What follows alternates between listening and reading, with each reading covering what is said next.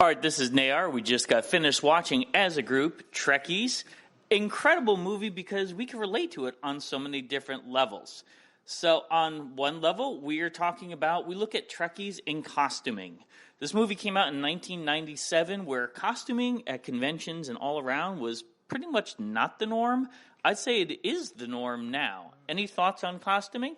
Well, this is Dean. I love it. I don't do a whole lot of in-depth Trek stuff, but cosplay is one of them. I haven't done it in years, though. So it's still something I'm interested in as a hobby. This is Galen, and I really was impressed with the idea that Star Trek's going to keep going on, and cosplay has increased. This is Hamish. There was some great examples of early cosplay in there. I mean, and some of it went a lot further than, some people even will today.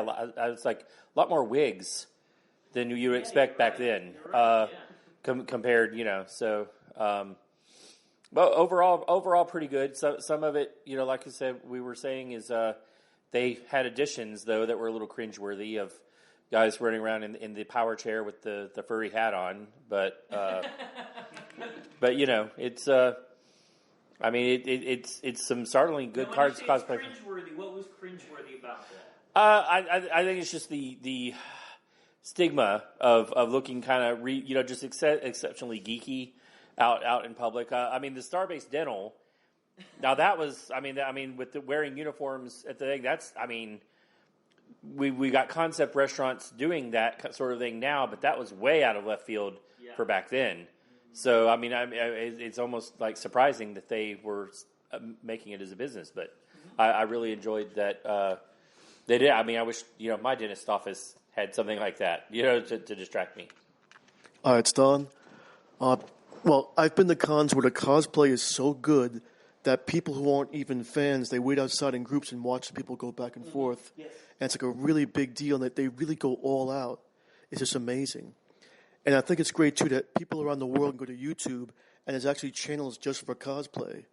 And there's people who are so big in cosplay that have their own fans that make a living doing cosplay and traveling, and a good living, and have fans all over, followers. So it's a great new part of that. Yeah, this is Vicky. I enjoyed mostly the cosplay of the cat and the dog.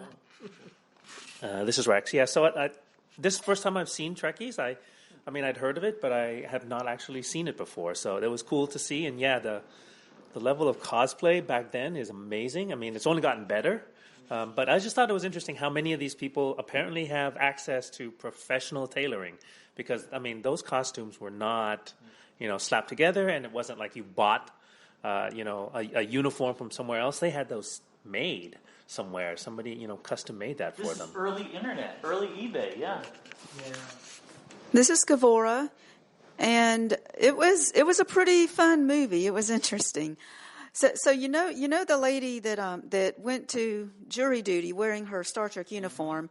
I mean that made national news, and that's the reason I think that that the people who made the movie knew to go talk to her, because she was just someone that everyone had heard of as this Star Trek geek, and I do like that the people at work where she worked with accepted her. I mean that was cool, and I know one time I had a job at a small company. Like every time I went to a con, then I would go to work on Monday and show them my pictures from the con, and they thought it was pretty neat. They weren't into that kind of thing, but at least they humored me, And yeah, the costumes were pretty fantastic in there. I mean, they went to a lot of cons and found people in costume, so that was cool.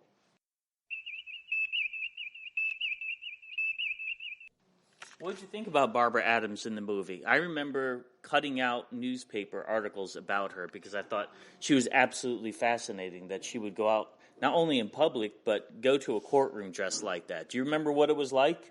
We're looking at, over 20 years ago now. Mm-hmm. Yeah, I mean, I'm old enough that I do remember seeing those, seeing her in the news. But I don't recall it being that big a deal. But I guess because, that pre-internet, right, you couldn't get the hype.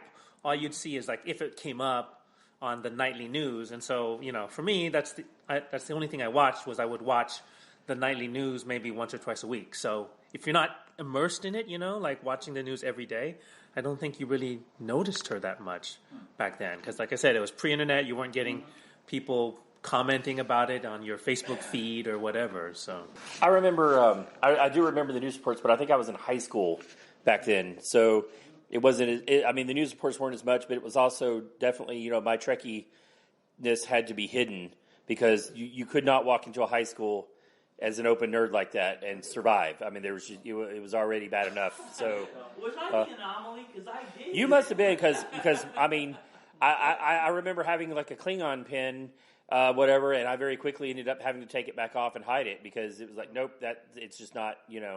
I was already ostracized as a nerd, and it was just you couldn't overdo it. So I mean, somebody like her, I regarded her as brave, but also, it kind of goes into did this film help Trekkies or not?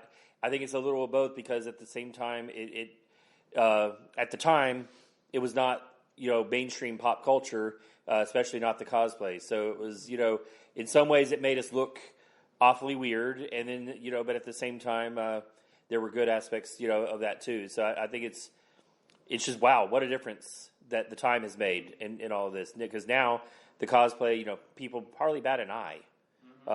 You can go just about anywhere. Back then, around the same time, shortly after she did that, and right before this movie was made, I joined the SCA, and we used to call it freaking the mundanes. Going out in medieval garb in public was just kind of almost like a game of, well, let's see who we can freak out or play with, and have fun. Now, nobody hardly bats an eye anywhere you go. It's just kind of whatever. There's another group. Almost everywhere you go, there's mostly people aren't batting an eye unless they've lived under a rock, for the last 10 years.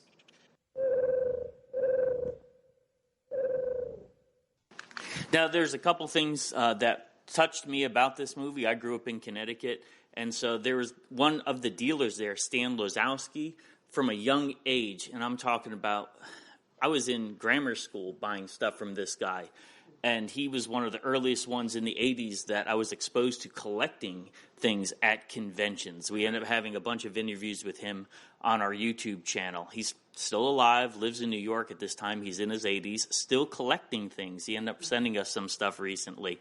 And so when we look at this, and even Gabe Coroner, he grew up in Connecticut as well, a collector. That's one of the things that Star Trek fans are known for, as being collectors. Do any of you look at this and say, wow, this is awesome? Like, these are my type of people. People just really love Star Trek so much, and that I love collecting. It makes me feel good that knowing that other people have an obsession with this aspect of fandom as well. Yeah, I'll take that a little bit. So when my whole family were Trek fans growing up, but we never went to conventions, and we never kind of networked or spread out or got to know other Trek fans. And maybe seeing this documentary, but also actually going to a convention was a little cathartic, because it's like, oh, I can talk about this with someone other than my siblings, Yeah. So that's always a good feeling. And another thing about the collecting part, though, because I know when I heard someone else at a convention talk about this movie, and he was saying, well, the movie makes it look like Star Trek fans just have gobs of money, paying the over $1,000 for the Klingon forehead and all. So, it does kind of sensationalize things, but it is great to see all of these people who really are that immersed in fandom, and I think that is pretty much the way we are too. And even about like in high school, I had a button that said "Beam me up, Scotty." It was on my jacket, and at my high school, everybody asked me who was Scotty. And when I told them it's from Star Trek, and they just go, oh, I didn't get ostracized, but they didn't care, And yeah, I do remember Gabriel Corner from the movie. He was at Dragon Con. He did some panels on the Trek track at Dragon Con. So I've seen him in person.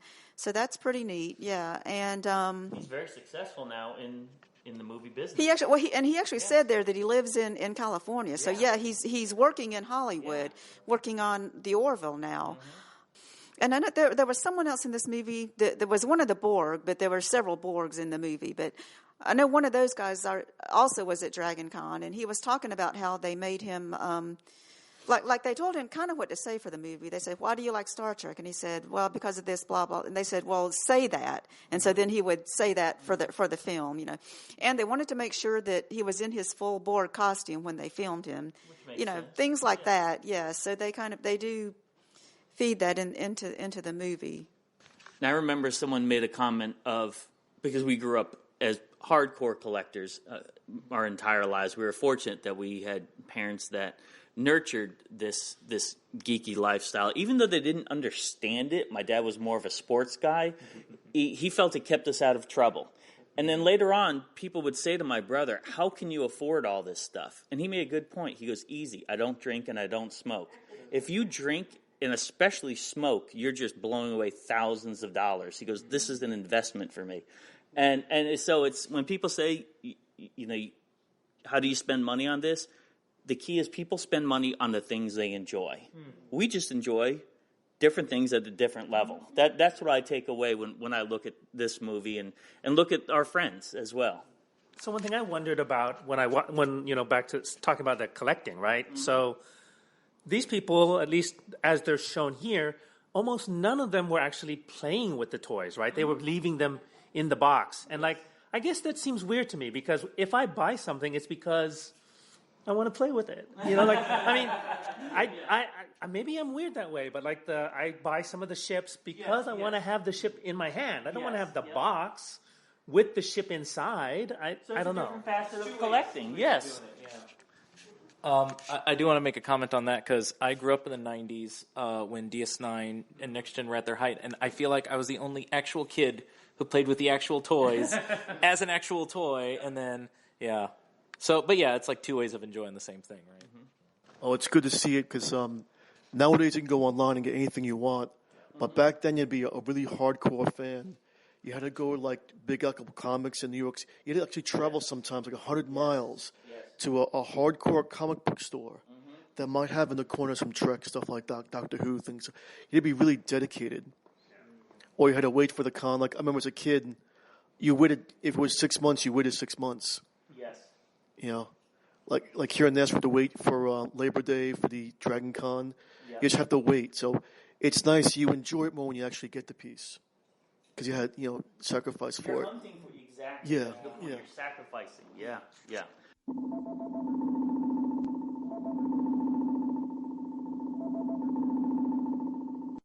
Now, with regard to some of the fan clubs in there, now we're involved in a lot of fan clubs. And they mentioned some of the fan clubs in this movie. There's a unique one in here called Spiner Femmes. I want to get the ladies in this room viewpoint. Oh, and by the way, I was so glad at this meetup we actually had girls come. Okay, so what do you think about the Spider Femmes? We'll start with you, Vicky. Well, I think that's a little overboard, but I do remember the time at Dragon Con when I saw Red Spider buying a cup of coffee, and I ran up to him and said, "Can I pay for that for you?" Of course, he said, "No, that's okay," but it was a real thrill for me. Yeah, I've never heard of the Spiner Femmes, but I mean, There might be just one. well, it kind of sounds like a group I could have formed, though. Yeah, I mean, it's great, and yeah, talking about women and fandom, you realize Star Trek fandom actually started with the women, basically, with B. Joe Trimble starting the first Star Trek writing campaign, and then with the Well Committee, and the fact that it was a group of women that started the first Star Trek convention too in the 70s. So yeah, I mean, it's come a long way. And and I also wanted to mention I went to that other convention they mentioned in Huntsville, the 1996 30th anniversary convention of Star Trek, and that was pretty cool. They had a lot of the actors and other people there from the show. Well, let's talk about conventions, because that was another focal point about this movie was the convention scene. And as Trek fans, pre-internet especially, I mean, this was the only time. The first one I ever went to was in '86, and I just said, I'm going to do this for the rest of my life. I mean, this is just, I could be around people where I can make comments about things that I understand and they understand. I couldn't do that, especially now as an adult, in real world. How has conventions changed the scope of Star Trek fandom? I mean, back in the 70s, and of course, I didn't go to cons until the 80s, but I know like they say, it's like it was the way that fans could get together in the 70s because there was no internet, and they had the maybe there were people like the Well Committee where you could write letters to each other, but that was it. So meeting other Star Trek fans in person was rare. So going to these cons was all they had back then. And of course now cons are more of a big corporate thing. They're not all fan run anymore. But it can still be fun to go there and meet the fans and cosplay, as we talked about, and to see the actors. It's still a lot of fun. Well, cons become their own world, not just people that's going. Like when I used to go down to Sega, to Comic Con, during that week, it takes over San Diego, it takes over the bottom half of California. Mm-hmm. It's become its own world, its own entity, it's a whole culture just for that con. And other ones are pretty similar. But you see people enjoying, like hundreds of thousands of people that's really enjoying themselves, even outside. And you notice, too, everyone gets together. You don't see fist fights or drunk eat. Everyone's really behaving themselves, enjoying themselves, in the character. And it's a great world I've been part of for a while. But when you go down, it's like a magical time during that time that makes it all worthwhile.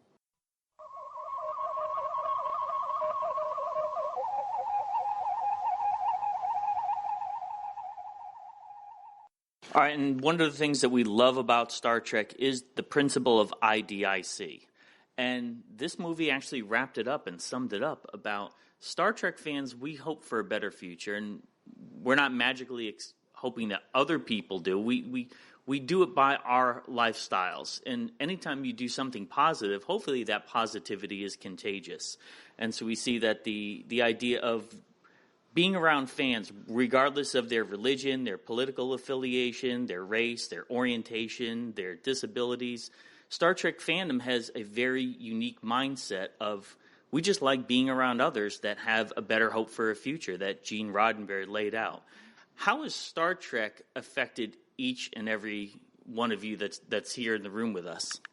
Well, for us, the main thing is that Nayar and I met at a Star Trek convention, and then we got married at the same convention a year later. So, and I've made a lot of great friends through the conventions and through fandom. It's a great place to meet people, and living the life, as you said, like being nice to people, accepting people, and understanding that people are different, and we can learn from each other.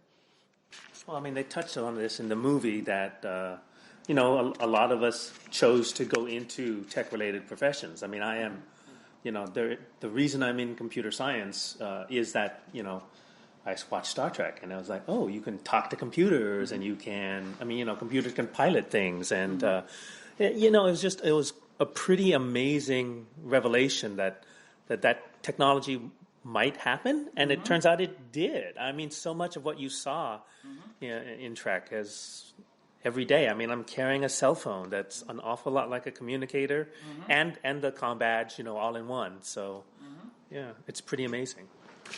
I think one of the things, though, you just touched on with the way it affects how we think about each other and how we relate to others with diversity. That I think it's one of those things because I kind of grew up. I guess even though I grew up in the South, I mean, I remember watching Different Strokes as a kid, and it was just like the concept of racism. It never made any sense to me. It was just like, this is ridiculous. Why would that? And Star Trek certainly reinforced that. And I kind of think I was almost naive in some respects, and it wasn't until after the 90s were over that we've kind of seen, especially the last few years, a really unfortunate backslide and this increase of racism and racist incidents in our country. And I almost like I kind of feel like when Patrick Stewart announced that he was going to return to the character of Picard, one of the things he had said was, he'd been watching his old episodes for the first time since he'd filmed them and was like, there was a lot there that was really good. There was a lot being said during the Next Gen era that I think we need to hear again today. And he said, that's why I'm willing to return to Picard, because I think he has some wisdom to bring back, and I think that's true.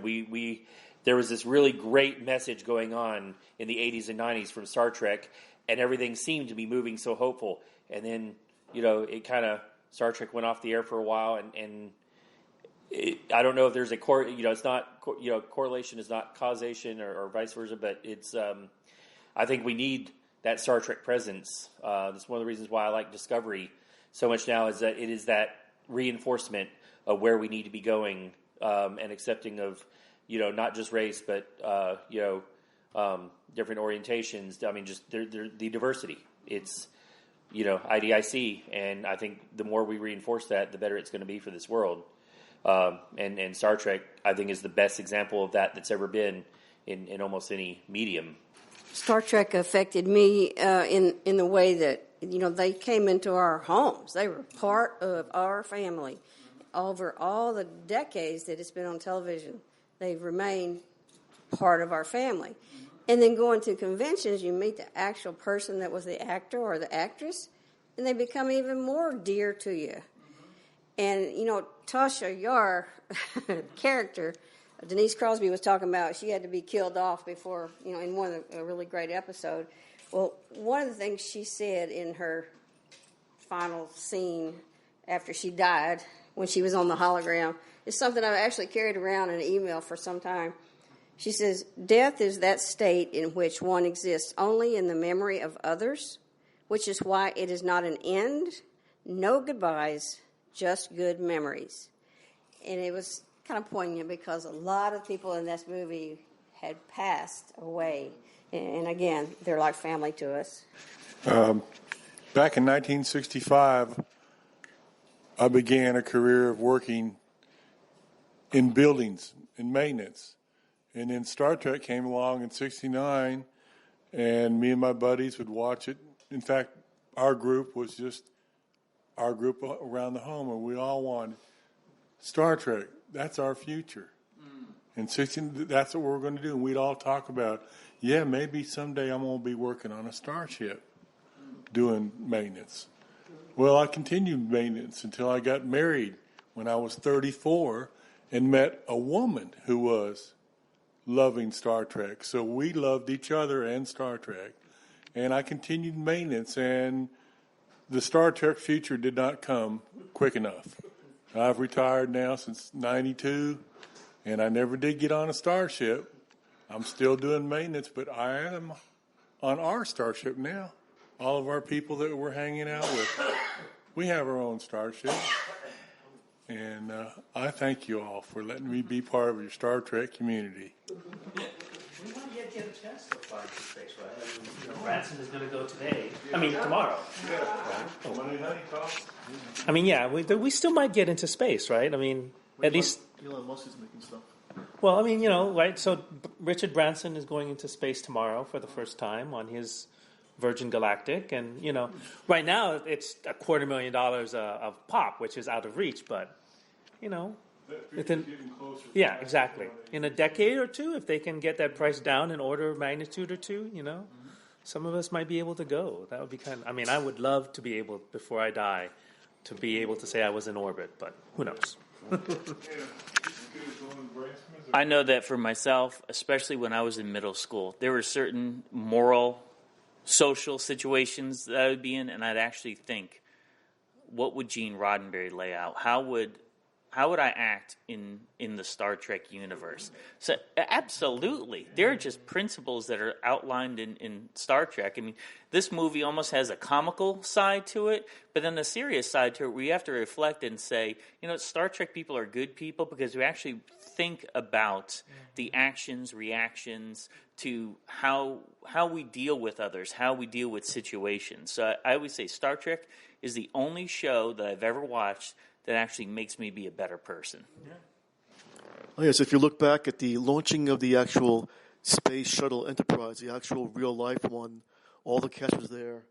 And Gene Roddenberry was quoted saying that he believes everything you see in the show someday will happen. It'll take a long time, but there'll be real transportation, there'll be real spaceships. Same way we have like Navy ships now, there will be spaceships in the future.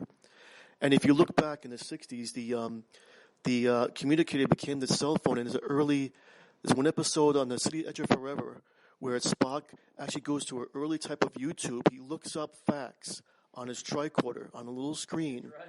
And when I saw it recently, it's like that became YouTube. He looked up a previous fact thing, and in 1967 or so, that blows you away. You think it. So I'll be probably long gone, but I do believe the things we see, everything will slowly come true, and better world for it. Just on that, even in 1997 when this came out, could any of us have seen what was about to happen with the advent of cell phones and smartphones?